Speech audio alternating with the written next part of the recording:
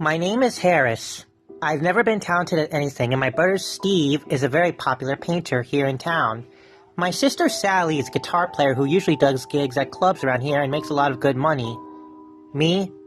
I've never been good at anything, as opposed to everyone else in the family. This angers me so much.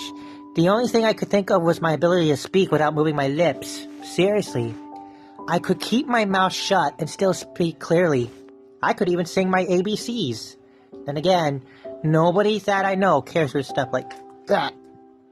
My entire life changed when I met Ellie. It was just a normal morning. I was waiting for the convenience store to open. It was next door to an antique store. I threw my empty pack of cigarettes in the dumpster behind the store, and when I opened up the lid, I saw something strange in there. He's small, about half as tall as me. He has green eyes, brown hair, and he wears a small fancy suit that had the pattern of a yellow and black squares.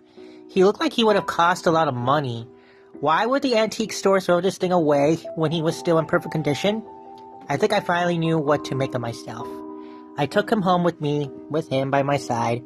My seemingly worthless talent could prove to be worth something I practiced, moving Ellie's mouth and eyes, and tried many different tricks that the pros use in their shows. I called my brother and sister to come over. I introduced him to the new member of the family, and then they got me, and him, and then me, and him did a show together. Steve said I make Ron Lucas look like a hack. It felt good to know I was successful at something. That night, I left Ellie on the dresser next to my bed, and I went to sleep. Sometime around 1:30 a.m., I heard a voice whisper to me just enough to wake me up. It was strange.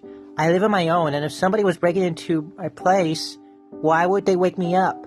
I thought to myself that it was probably just a dream, and I went back to sleep. Me and Ellie would eventually be doing many shows. Our first one was at Grover's, a local restaurant. Our shows went along perfectly. There wasn't one joke that people didn't laugh at after the show. I was driving home this time. I heard that voice again. That voice that woke me up a few nights ago. This time it was much louder than before. It said to me, "Don't forget. Who says?" What big boy Ellie was in the passenger seat, and I swear its eyes turned to look at me. I think he's talking to me. I know it sounds crazy, but there can't be any other explanation. I basically disregarded it. No way could it be alive. Our next show was at the comedy club. I was quite amazed at our first performance. All those people laughing, clapping, enjoying the show. I decided to give it all. I had every joke I'd written, every trier. I learned smoking a cigarette while making Ellie talk. Everyone loved us. I took many breaks backstage in the dressing room. I was practicing one more time before the second half of our performance.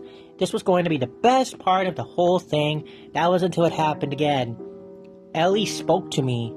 He told me that we were going to end the show with a song. I originally had a different plan of how to end the show, but he told me to end it with a song. I couldn't even respond. I was in too much of a shock of the little wooden puppet was speaking to me like a human being. He threatened to hurt me if I didn't go with his plans. I told him that I can't sing. I'm not very good at it. He said to me, "Don't worry. She will be listening to me. The real talent. I was too scared to even go out on this stage. But I had to. He made me do it. From the start, the audience looked at me, and I could see it in their eyes. I was clearly afraid, but Ellie kept them distracted. We began to sing "I'm Your Puppet Boy" by James and Bobby Parfee. He would sing parts of the song, and I would sing the rest. I would keep going back and forth with this in my voice. This was always difficult for me, but this time it was much easier. I wasn't even sure if I was doing the singing for him. When the song was finished, everyone began clapping and cheering. I cared less about that, and more about the fact that a wooden puppet was talking to me when we went back to our usual jokes. Ellie pointed out this attractive young lady in the audience. Ellie made fun at her large tatas and said he'd like to take her on a nice hot date. I went along with it and asked him why would she be interested in a little termite nest when she could have a guy like me. He said in response, "I may have termites, but at least I'm not the one with AIDS." The girl in the audience laughed. When the show was over, I was with the manager and me in my dressing room. He was very proud of me, but wasn't sure what to think. I wasn't sure what to think when the manager left. The girl we joked about in the show came into my room uninvited. She turned out to be a prostitute chick. She was trying to fool around with me, unbutton my coat, unzip my pants. I tried telling her I wasn't interested and that she should leave me alone, but then she grabbed Ellie from me and said, "I thought you and your doll wanted this." She placed his face between her breasts. I became infuriated and told her we need to get the F out of here before I call security. She scolded and dropped it on the ground. She said, "Well, excuse me, I should have known you were a..." That's the only kind of man who would play with dolls, and she simply walked out slamming the door. I picked up Ellie to see if he was broken. He wasn't. I'm not sure if that was a good thing or a bad thing. But he wasn't talking now, so I just left him. I put Ellie in my suitcase and left him at the club. There was no way in hell I was going to sleep with him in my hotel room. I was supposed to be doing shows at the club all week, but I wasn't sure if I wanted to do it anymore. The next day, I went back to my hometown. It was only a 2-hour drive, so I could come back in time for the next show if I planned to do it. I went to the antique store where I found Ellie in the dumpster. The shopkeeper was an elderly man with a long beard. I asked him if the dummy was his and what it was about his face turned pale, and he looked absolutely horrified. He told me that he was the original owner of the dummy. He himself was a ventriloquist. He said that the dummy was carved from a tree that had been previously used to carve voodoo artifacts. He believed there was a connection. He believed the dummy was possessed by an evil spirit. He said that the more times I ate the dummy, the more animate it would become. It killed its whole family. He killed his whole family, and he took the blame. The smell of his breath reminded me of an abandoned liquor store that me and my friends used to go when we were kids. I thought he was just a crazy old drunk bastard then. Again, it seems like the only explanation I asked him to take the damn thing away, or at least give me some advice on what to do. He refused to take it back and told me to throw it away like he did, and wait for some other poor fool to find the dummy.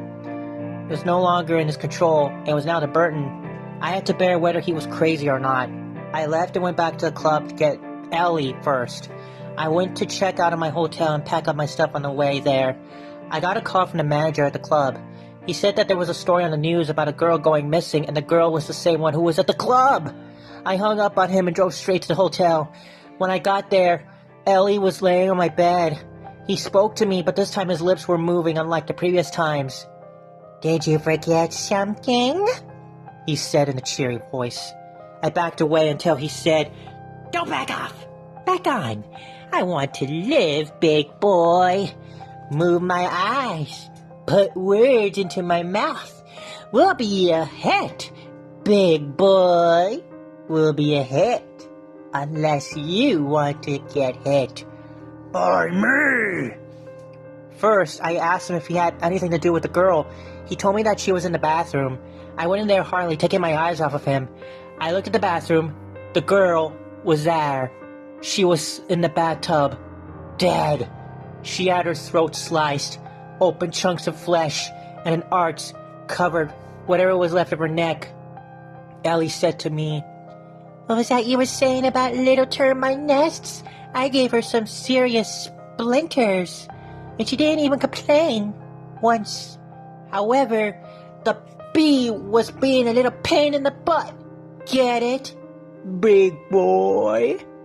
Do you get it, whatever? I could have explained to you again and again and again and again, but you still won't get it. My jokes are funny. Your jokes would make a 5-year-old laugh." I asked him how this is possible and how he was able to come to laugh. He laughed at me and explained, "Doesn't it make sense you controlled me like a puppet? You made me movie. You gave me life. It's my turn. You're the dummy. Now you do whatever I tell you to. Otherwise, I'll take your life." I told him that I know all about him and planned to abandon him like his previous master. He proceeded to laugh at me. He told me that his previous owner was a delusional idiot and explained that he was never alive until I showed up. He would never leave all my sanity had went out the window. I grabbed him and held him down, slamming him repeatedly against the floor, cracking the side of his face. He fought back. He knocked me down. He tried to beat me with a lamp on the dresser. "This will knock some sense in you," he laughed. He said, laughing maniacally. I lifted him up by the legs and slammed him against the wall repeatedly, knocking out one of his eyeballs. He got back up and tackled me. He was choking me with his small hands. I threw him against the TV, breaking it. He didn't get up. When I turned around, I found out why the manager from the club had walked in. He saw the place had been smashed and wondered why I hung up on him. He called the police when he saw the body in the bathroom. I now spend my time in a mental institute. I never told anyone about this dummy.